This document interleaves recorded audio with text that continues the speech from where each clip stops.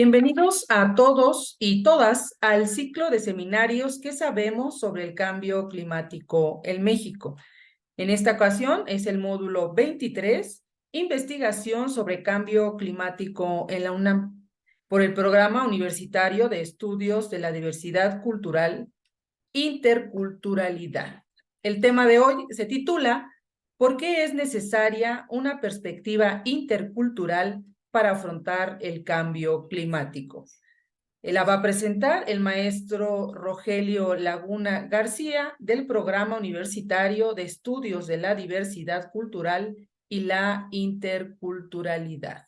Me voy a permitir leer su semblanza, maestro. Rogelio Laguna es maestro y candidato a doctor en filosofía por la UNAM, casa de estudios donde es profesor de la Facultad de Filosofía y Letras de la Facultad de Derecho. Ha realizado estancias de formación e investigación en la Universidad de Borgoña, la Universidad de Barcelona, la Universidad de Salamanca, la Universidad de Córdoba, Argentina, y la Universidad del Valle, Colombia.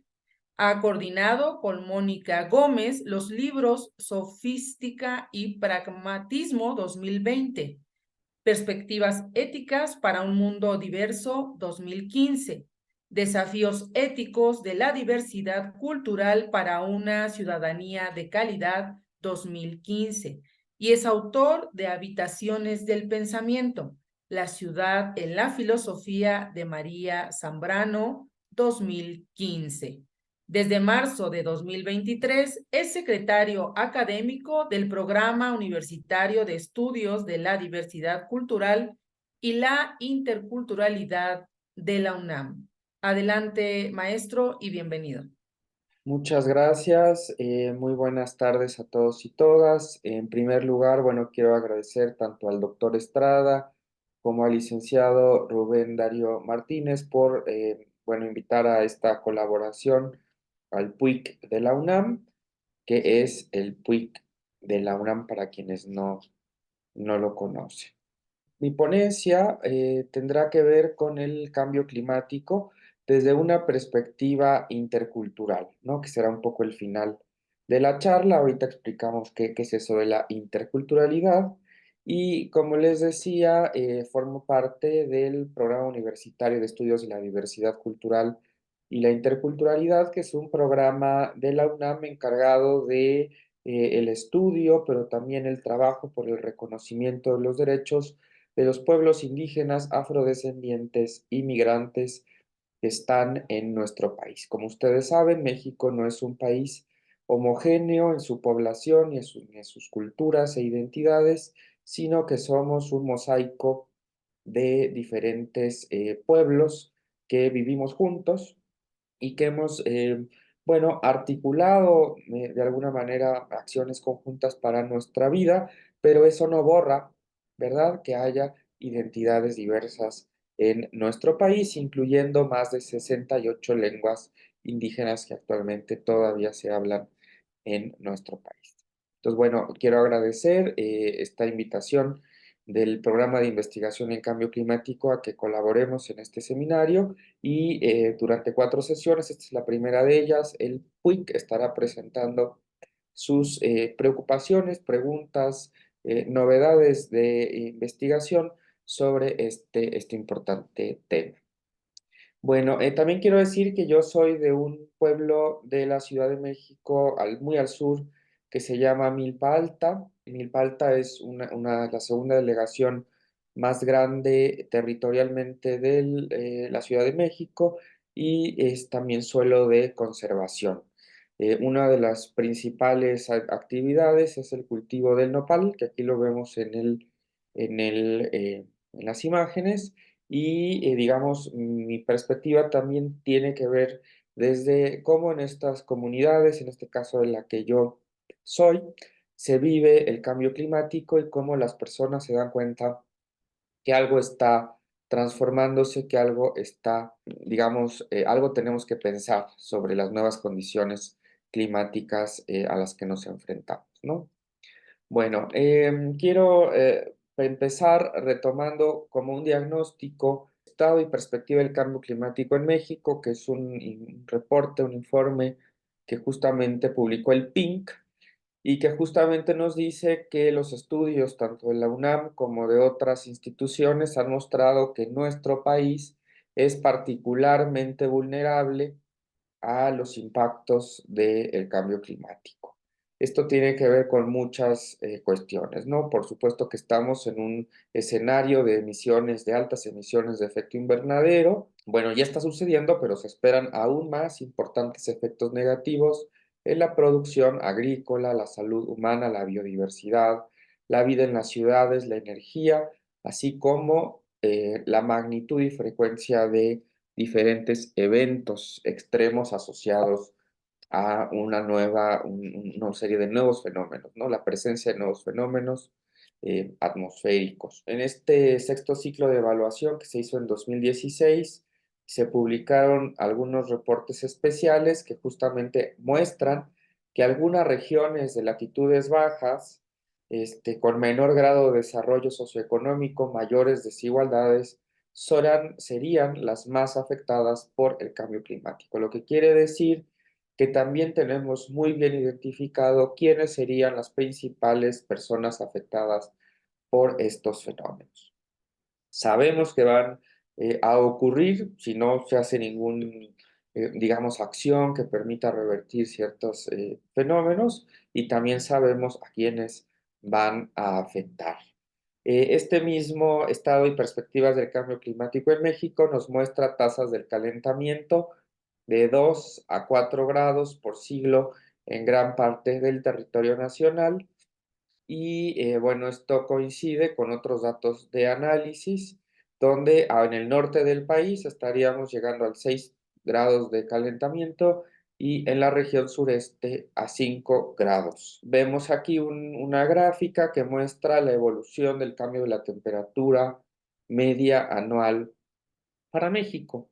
Obviamente estos son los datos, digamos, más científicos, pero como veremos un poquito más adelante, esto tiene su correlato en la vida social de los pueblos, en la vida de las personas.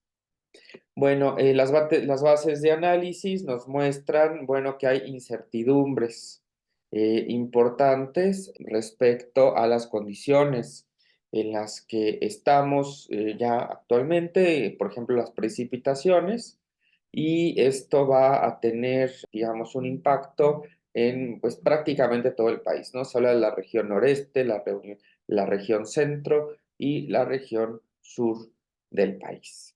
Bueno, esto lo estoy tomando del reporte que hemos mencionado para que entendamos la gravedad del fenómeno en términos físicos.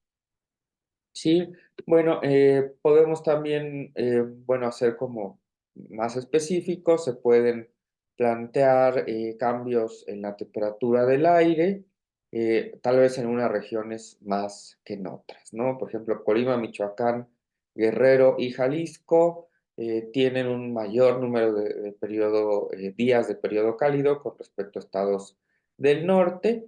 Estamos hablando de más o menos 10 días adicionales, mientras que en el resto del país son cercanos a los 7, 8 días adicionales. A lo mejor no suena mucho 10 días, 7, 8 días, pero para regiones que tenían una regularidad en las lluvias, que tenían asociadas prácticas culturales para la siembra, para la cosecha, para organizar el trabajo comunitario, esto empieza a tener repercusiones importantes también, ¿no?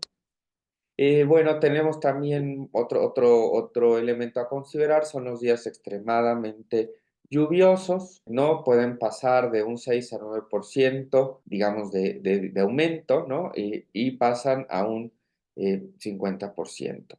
Los estados que tienen mayores tendencias de aumento de estos eventos son Baja California Sur, Yucatán y Colima. Digamos, la lluvia ya no se reparte de manera uniforme, de manera, digamos, como tradicionalmente se iba distribuyendo a lo largo de la temporada de lluvias, sino que un día de repente, ¡pum!, ¿no? Se cae el cielo y esto va a generar también pérdida de cosechas, inundaciones, afectaciones en las comunidades, y esto va de la mano de una sequía que ha experimentado la región norte del país, que también provoca pérdida de cultivos, aumenta el riesgo de pérdidas forestales y la ausencia o disminución del agua en los cuerpos acuíferos como arroyos y pozos. ¿Sí? Aquí tenemos la ocurrencia de sequías en el periodo 2003-2020 bueno, tomado de Conagua. Bueno, durante la segunda mitad del siglo XX se tiene registro de aumentos diferenciados en el nivel medio del mar en el Golfo de México y en el Pacífico mexicano, ¿no? También esto estaría como un elemento a tomar en cuenta para entender qué es exactamente lo que está pasando.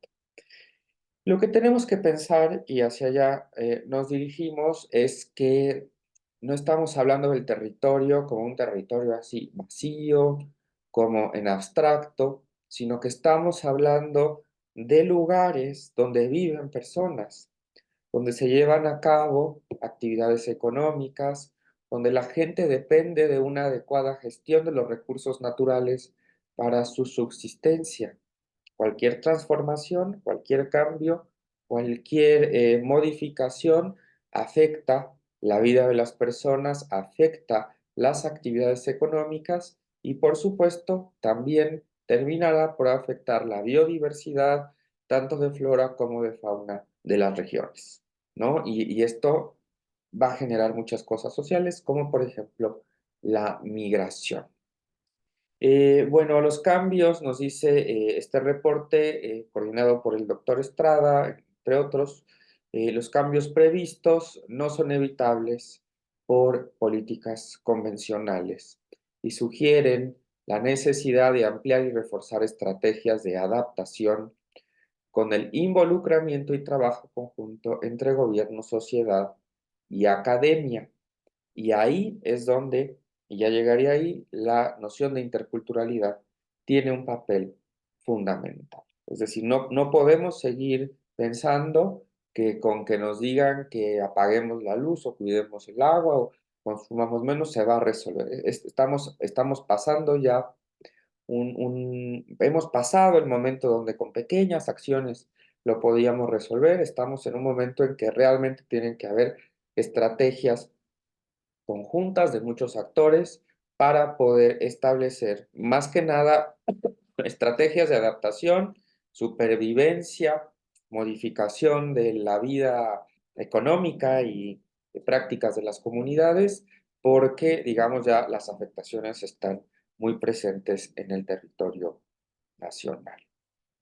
Como lo que ya decíamos, hay impactos importantes, tenemos reducción de la producción agrícola, y se espera también, bueno, que haya efectos muy negativos en los recursos hídricos, un aumento de la dependencia agroalimentaria, es decir, que ya no podamos producir la cantidad de comida que antes se producía para nosotros, sino que lo tengamos que comprar, y esto también supondrá cambios, una exposición a los precios internacionales, ¿no? Compraremos a los precios que el mercado internacional así lo hayan establecido. Bueno, en otro reporte mexicano del cambio climático hecho por el doctor Carlos Gay y García y José Clemente Rueda Abad, también nos dicen que en México, bueno, hay una historia ya de cómo se ha ido mapeando las condiciones climáticas extremas de nuestro país. En 2010 hubo una temporada de lluvias inicial,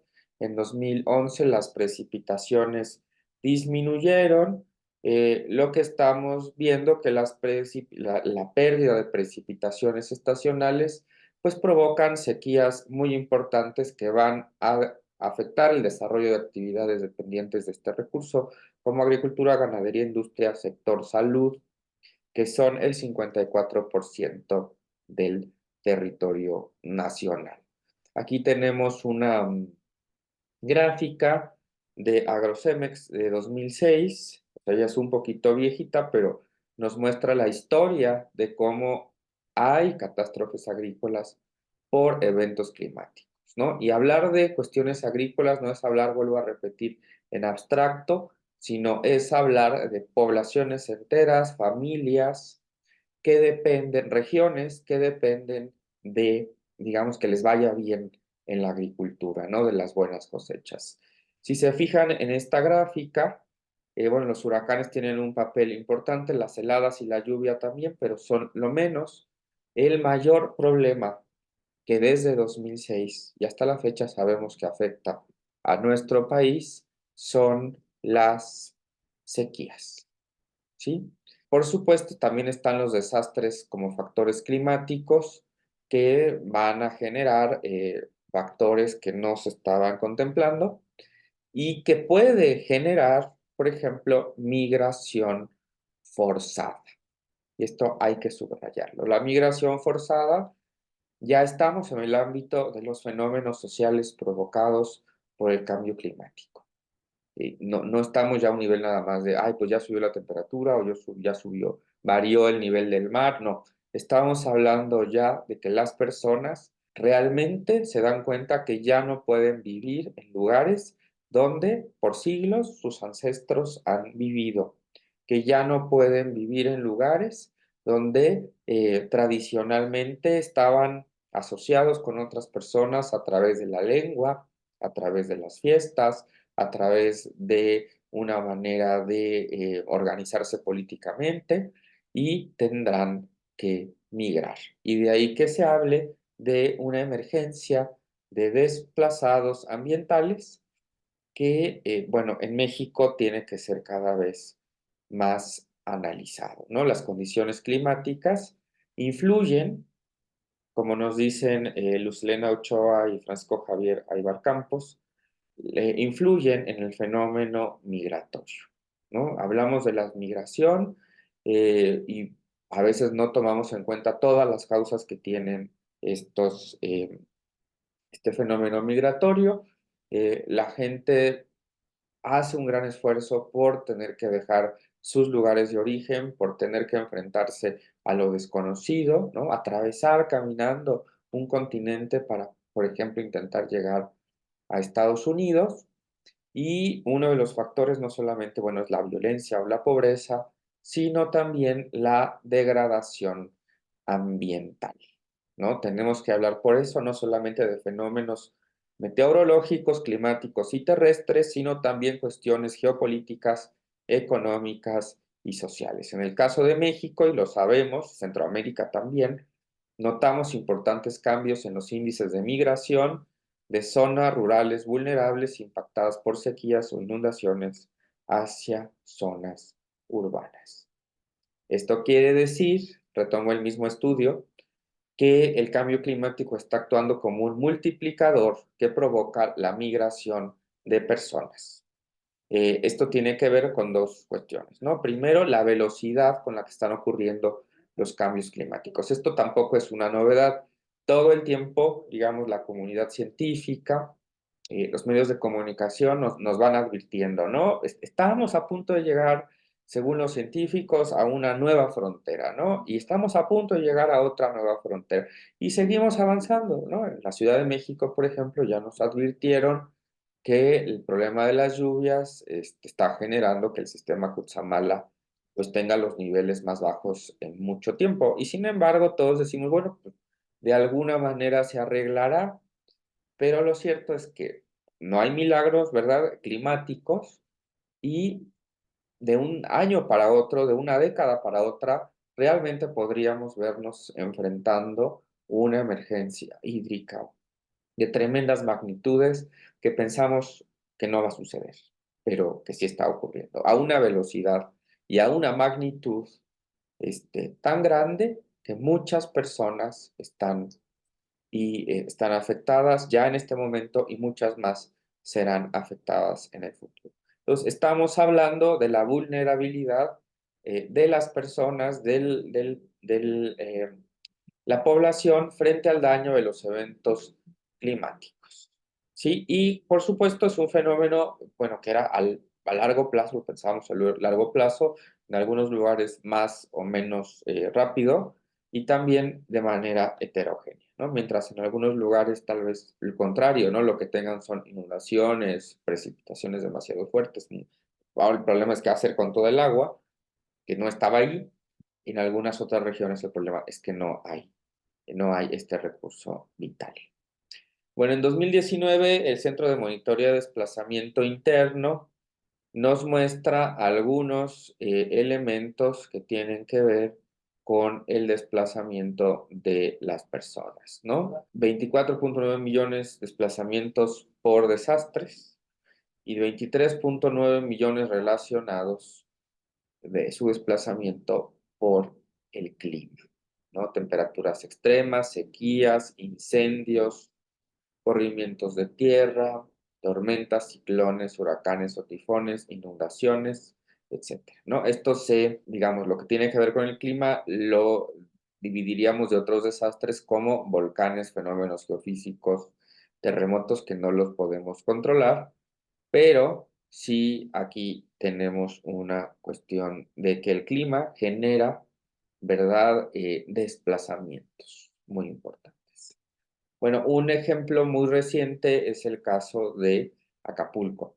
Y no es solamente Acapulco, sino todas las comunidades aledañas al puerto turístico, donde un huracán, ¿no? Que sabemos, digamos, que asombró por la rapidez con la que se formó, pues devastó prácticamente las infraestructura, las fuentes de trabajo, las playas, los lugares que ya estaban de alguna manera con todo acondicionados para el turismo, de repente quedaron destruidos, lo que todavía queda por evaluar cuál ha sido el desplazamiento de personas que provocó este huracán, que sin duda lo podemos catalogar como uno de los desastres producidos por el clima, ¿no? Y así como podríamos, bueno, este fue muy vistoso por la magnitud de la presencia de este huracán, pero también por la magnitud de los daños, digamos, inmediatos.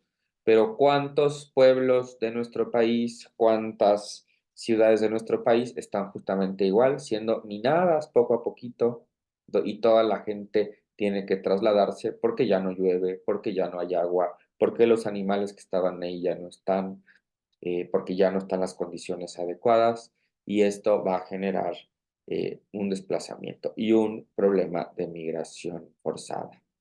Bueno, entonces sabemos que estamos en un país con alto riesgo y vulnerabilidad ante el cambio climático y esto tiene que considerar las condiciones e impactos a nivel local y regional para desarrollar planes de adaptación efectivos para minimizar o contrarrestar los cambios, los efectos del cambio climático.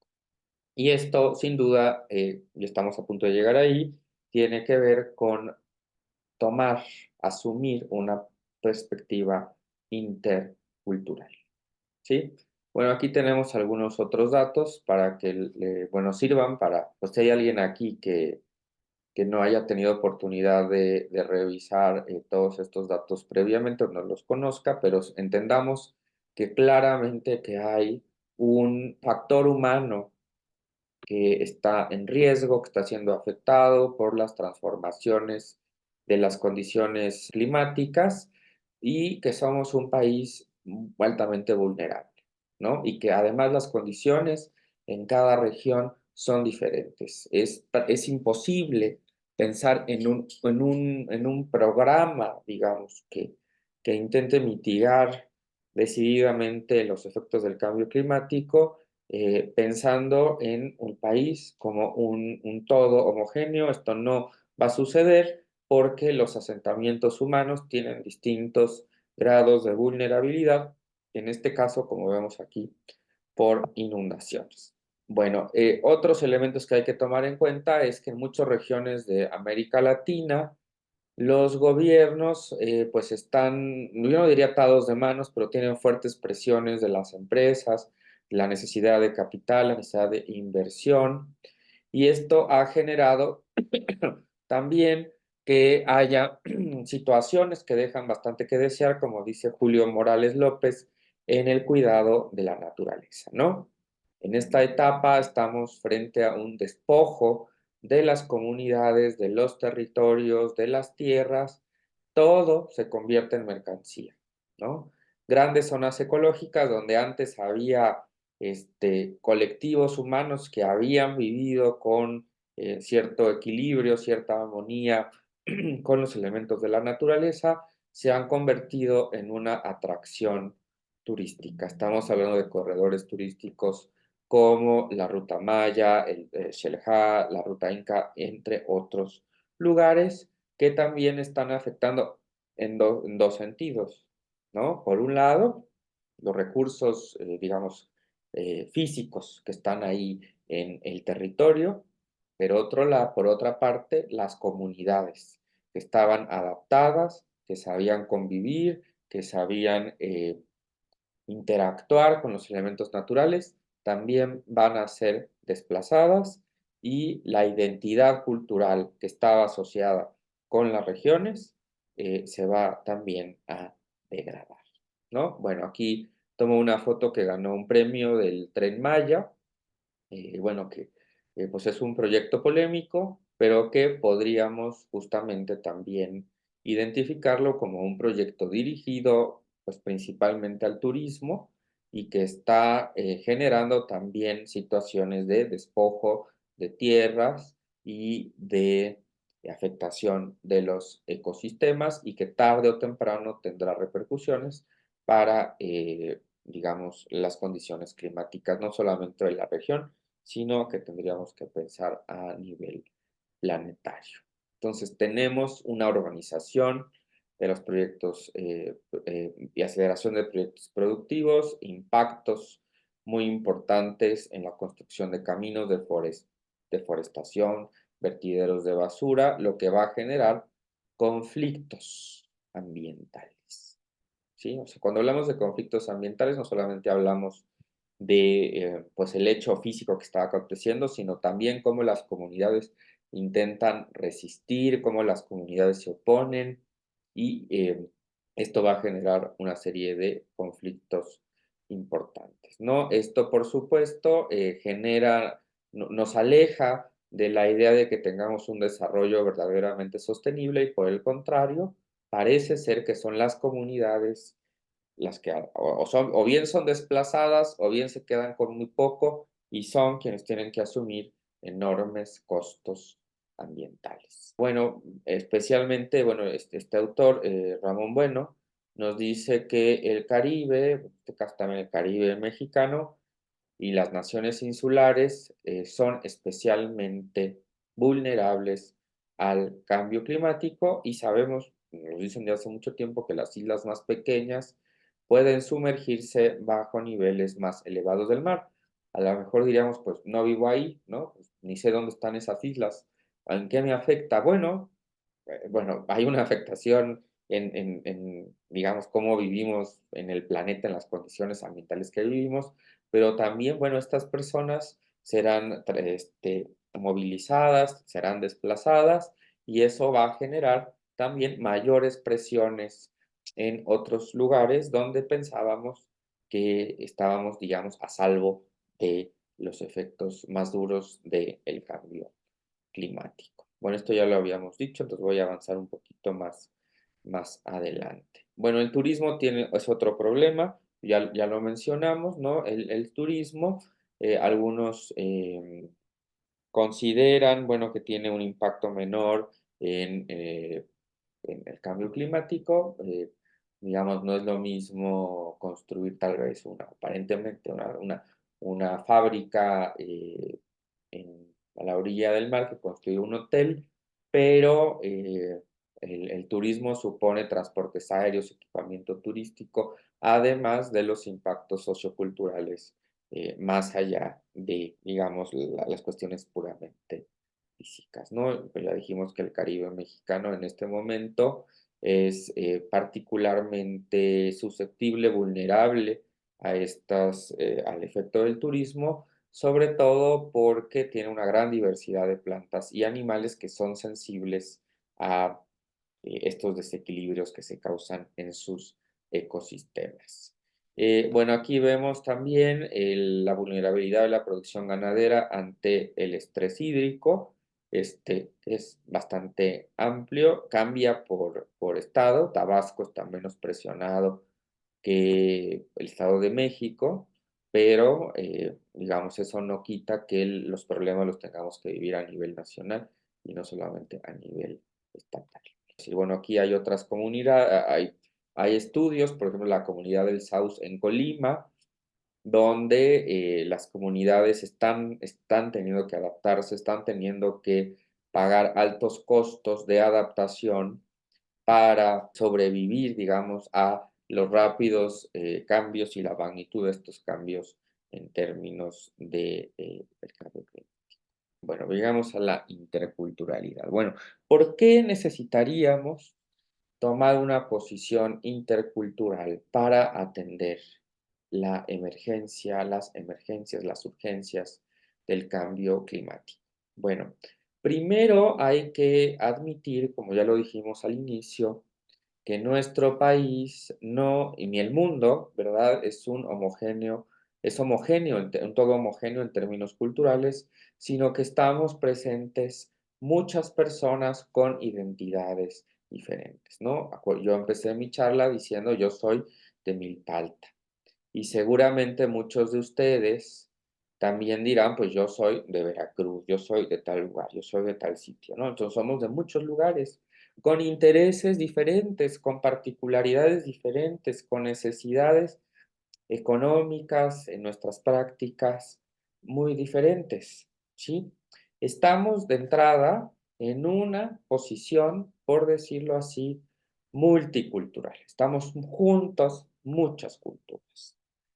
Pero que estemos juntos, juntas, no basta para que establezcamos un diálogo, para que aprendamos unos de otros, para que reconozcamos en los demás también una serie de saberes que nos pueden ayudar a entender, por ejemplo, cómo funciona, no sé, ciertos fenómenos de la lluvia, ciertos fenómenos de las migraciones de los animales, etcétera, en ciertos lugares, cómo se interactúa con ellos, cómo se aprovecha, cómo se genera un equilibrio con estos fenómenos, ¿sí? Entonces, no basta con que vivamos juntos, sino que necesitamos un proceso de colaboración y un proceso de reconocimiento. Ahora, esto casi que tampoco es opcional, porque como ya hemos mencionado, los desplazamientos humanos, pero también la magnitud de las afectaciones supone que tengamos que empezar a trabajar juntos. Un país tendrá que empezar a trabajar con otros países, un pueblo tendrá que empezar a trabajar con otros pueblos para poder resolver situaciones tan graves como, por ejemplo, la falta de recursos hídricos, ¿sí? Por ejemplo, si el sistema Cutzamala, imagínense que no se recupere en la Ciudad de México, Estado de México, ¿no? Que no se recupere, que realmente no llueva, que esperemos que no, ¿no? Toco madera, porque vivo aquí, ¿no? Me preocupa. Todos los que estamos aquí, que vivimos en la Ciudad de México, a lo mejor pues, no nos queremos asustar, pero ciertamente es preocupante. Bueno, vamos a suponer que no llueva. ¿Cómo lo vamos a resolver? ¿No?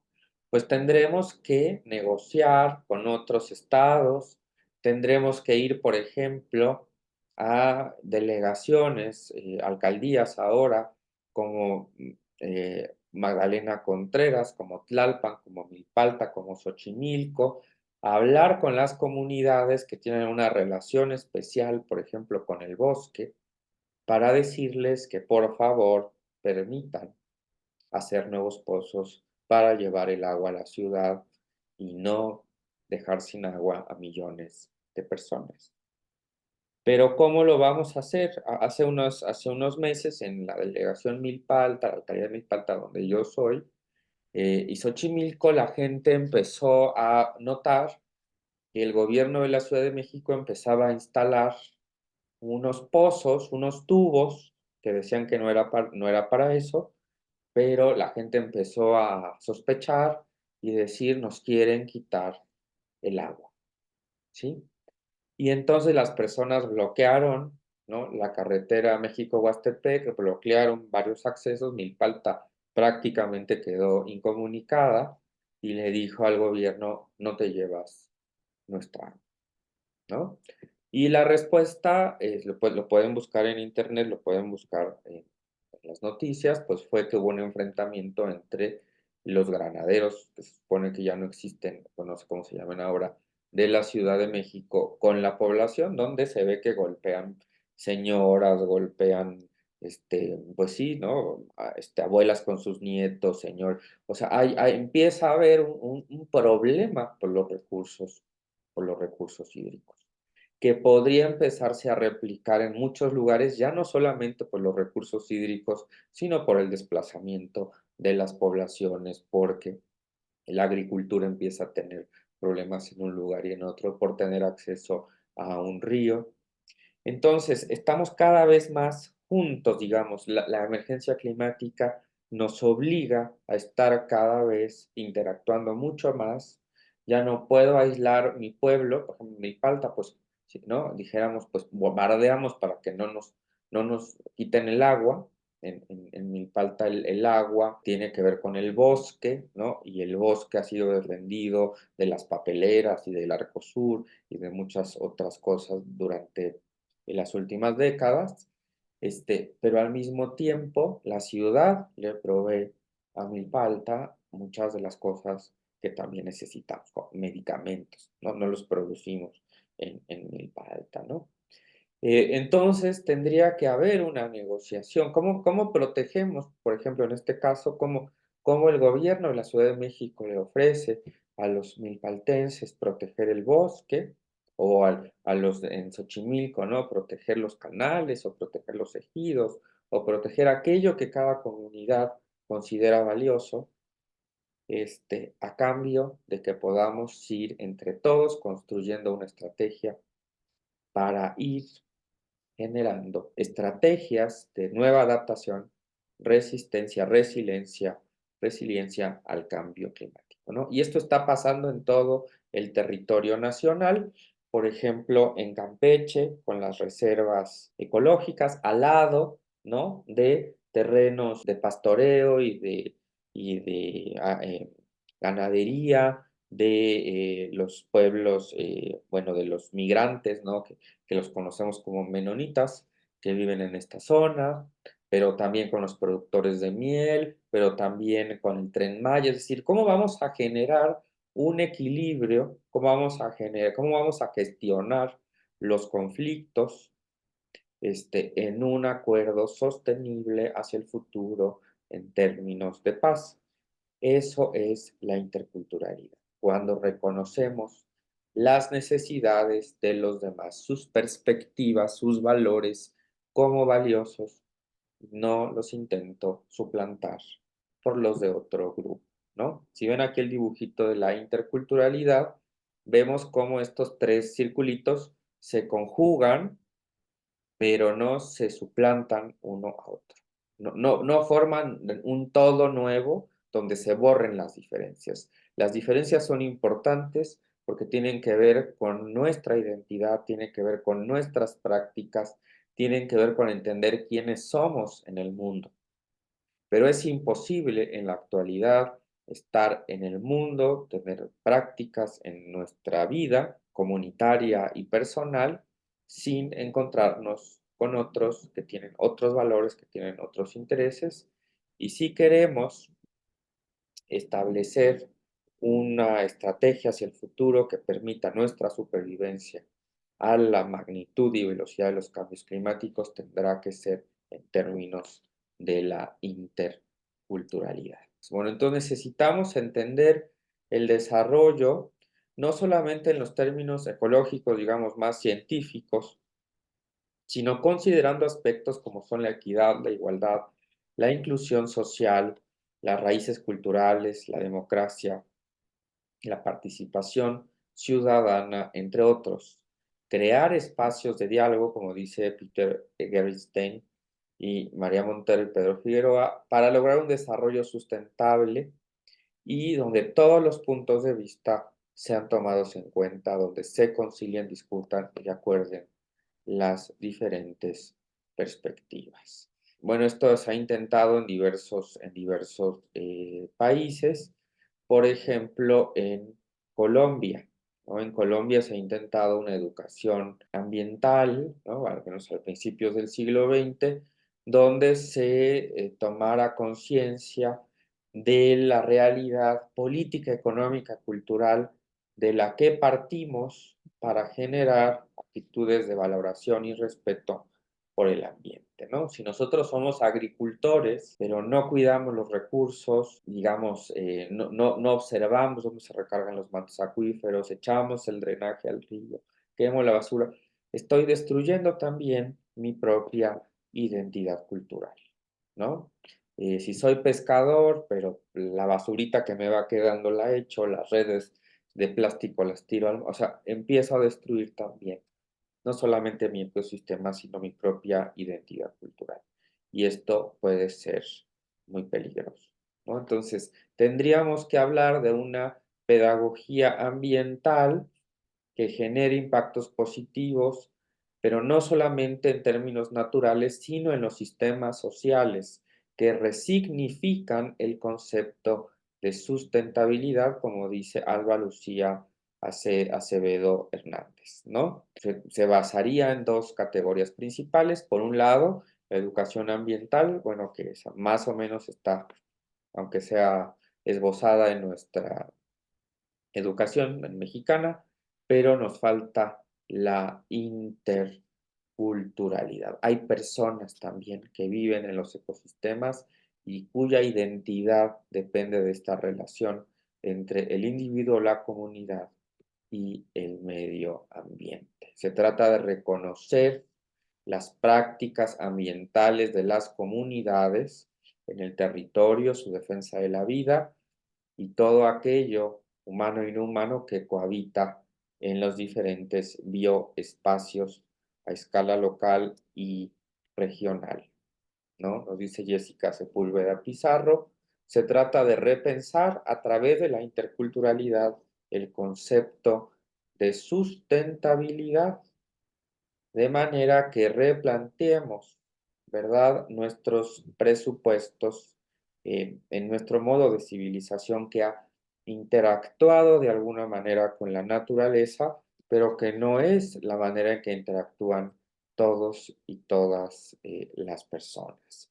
Se trata de asumir la interculturalidad para comprender y aprender otros modos de estar en el mundo. Todos podemos aprender de otras comunidades, de otros pueblos, cómo podemos estar, qué hacer con la basura, cómo tratar a los animales, qué hacer si no llueve, o cuando llueve mucho, o cómo evitar cierta plaga de una manera menos agresiva, que tenga mayores consecuencias secundarias. Si todos podemos aprender de los demás, cómo alimentarnos de una manera sana, por ejemplo, sin depender de productos que son muy devastadores para el medio ambiente o bien que son tremendamente, que viajan mucho y en esta manera afectan el ecosistema. Se trata entonces de una nueva noción de desarrollo que tiene que ver con la alimentación, que tiene que ver con la transdisciplina, que tiene que ver con una nueva epistemología y ontología heterodoxa, ¿no?, que permita la cooperación entre grupos heterogéneos de actores sociales con distintas formas de conocimiento.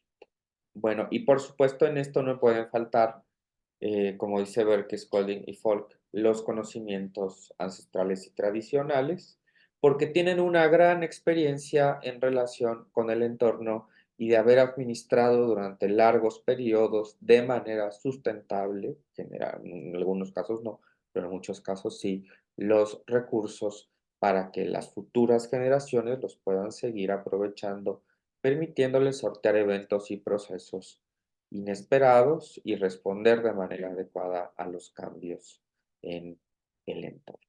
Bueno, creo que lo vamos a dejar ahí para que dé tiempo de algún comentario, pero les agradezco mucho su atención y estoy a su disposición para cualquier duda o pregunta. Muchas gracias. Muchas gracias, maestro. Invitamos a las personas que están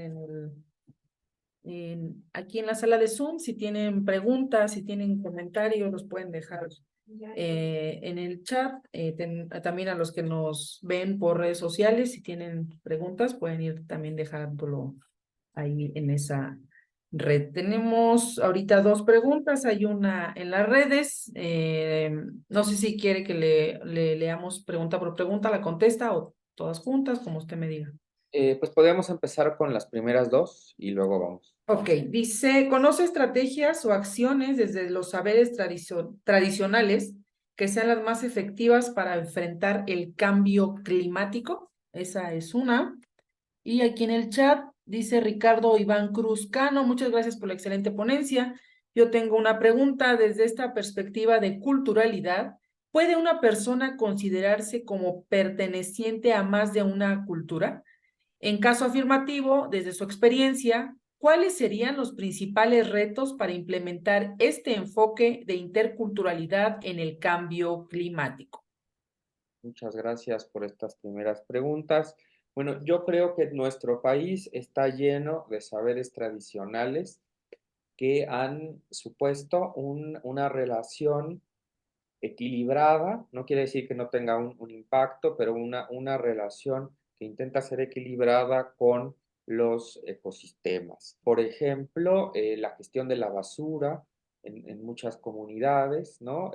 Para hacer composta de manera muy natural, o sea, esto ahora lo hacemos en la ciudad y separa tu basura, ¿no? Pero en las comunidades muy tradicionalmente se usaban los desechos orgánicos, por ejemplo, para la parcela familiar, ¿no? Otra cuestión que me parece que no se ha estudiado lo suficiente y que por aquí anda el maestro Rodrigo Armada, que saludo porque con él hemos dialogado sobre esto, tiene que ver con los cultivos en México, las milpas, las famosas milpas, que no son nunca monocultivos, sino que aprovechan la sinergia de diferentes plantas, de diferentes cultivos para generar, digamos, un mini ecosistema, ¿no? Temporal agrícola que permite aprovechar los diferentes nutrientes y evitar el uso de productos artificiales, ¿no? Esto contrasta con los monocultivos, donde a partir de semillas industrializadas y a partir de abonos y otro tipo de sustancias, se genera un solo cultivo que aparentemente puede ser más rentable, pero que tiene a la larga también una afectación importante en la biodiversidad. Entonces, creo que nuestro país, los pueblos, las comunidades, están llenos de saberes que nos permiten entender una relación más equilibrada, construir una relación más equilibrada con los ecosistemas, aunque no todos, ¿verdad? Tenemos también que ser críticos y hay prácticas que también pueden ser depredadoras y esas también las tenemos que ir poco a poco dialogando con las comunidades para aprender unos de otros y decirle esto tal vez es mejor hacerlo de esta otra manera, ¿no? Me parece que es importante. Sobre personas que pertenecen a dos culturas, sí puede suceder, sobre todo, por ejemplo, a partir de la migración, ¿no? Puedes tener una mamá de la costa de Oaxaca, afrodescendiente, afroindígena, ¿no? Pero tener un papá hondureño, porque se encontraron ahí, ¿no? A partir del proceso de migración. Esto, por supuesto, genera que una persona pueda ser educada bajo dos perspectivas, que pueda entender por una parte la cultura de origen del padre, que además podría también ser una comunidad indígena en Honduras, y la cultura de su madre en Oaxaca, que puede a su vez ser un crisol de culturas y sentirse de alguna manera parte de las dos. Creo que esas cosas estos intercambios van a suceder cada vez más en un mundo como el nuestro, con grandes desplazamientos, y lo interesante es cómo estas personas logran establecer puentes de comunicación entre las culturas. Me parece que ese, por un lado, es el reto más importante, pero también el área de oportunidad más fuerte, que una persona que pertenezca a dos o más culturas pueda permitir justamente la construcción de un nuevo diálogo entre quienes no dialogan.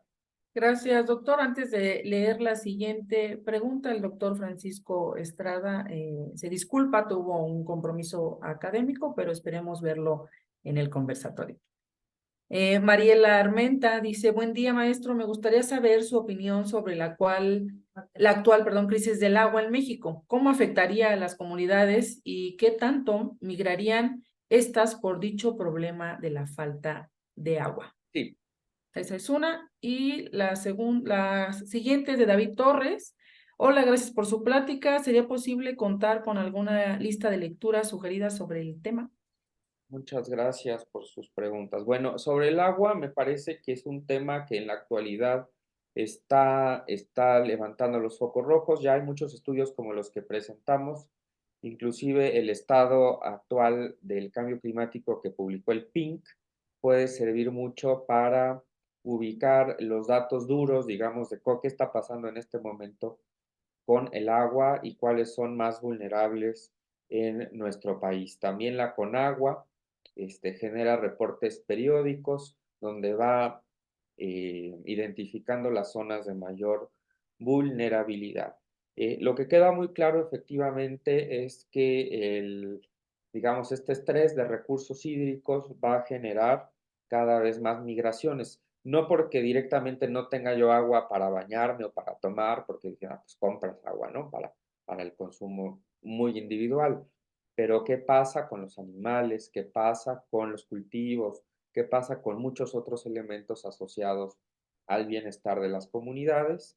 Y que si no hay de dónde sacar dinero, ¿qué empieza a suceder? Pues la gente va sobre el bosque, la gente va a otra clase de actividades o son víctimas, ¿verdad? En México, por ejemplo, crimen organizado, que les garantizan a las comunidades ciertos ingresos y esto va a desembocar en violencia, es decir, es una espiral, es lo que tenemos que ver. No hay una solución fácil de lo que genera el agua, ni sus consecuencias son simples, sino que es una cuestión sistemática. Entonces, así habría que tratarlo y claro que la migración ya no solamente es por recursos hídricos, sino por falta de trabajo, por violencia, entre otros elementos.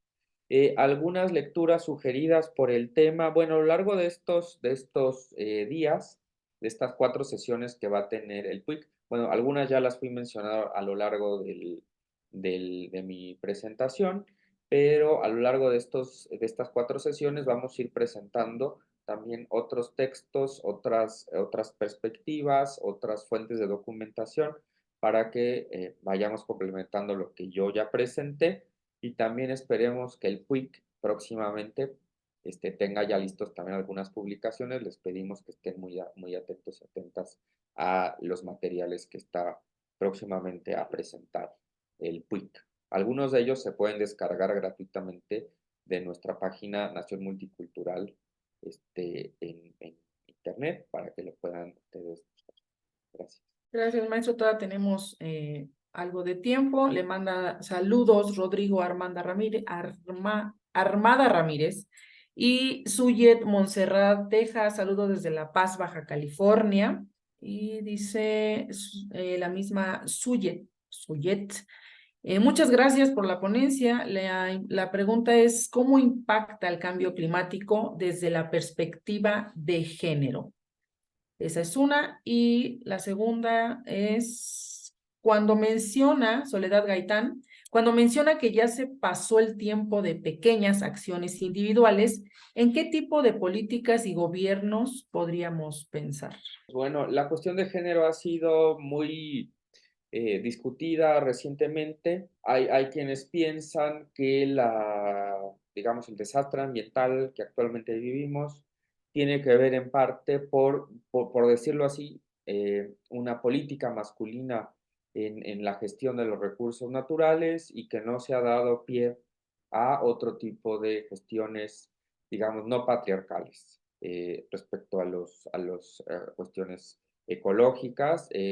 Tiene que ver con la ética del cuidado, ¿no? Y se piensa que las mujeres, al ser madres, pues tienen, digamos, una facilidad para administrar de una manera diferente los recursos.